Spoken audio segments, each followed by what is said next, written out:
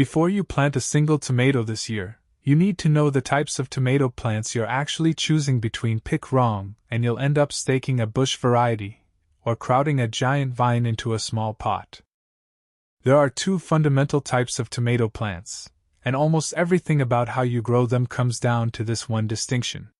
Indeterminate varieties are vine-like. They typically reach 6 feet or taller, and they keep growing and setting fruit continuously right up until frost kills them. Because they get heavy with fruit, the stems need real support, which is why staking or caging matters so much for these types. Determinate varieties are the opposite. They grow to a more limited size, usually not more than 3 to 4 feet tall, and they stop growing once they set fruit at the tip of the main stem.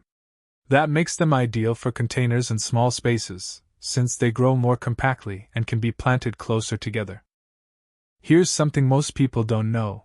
As recently as 1900, tomatoes were widely believed to be poisonous. Today we know they're actually a nutritional powerhouse. A single tomato supplies more than 25% of your daily vitamin C, K, and A, plus over a gram of dietary fiber. That's a big part of why they're the single most popular vegetable grown in home gardens today.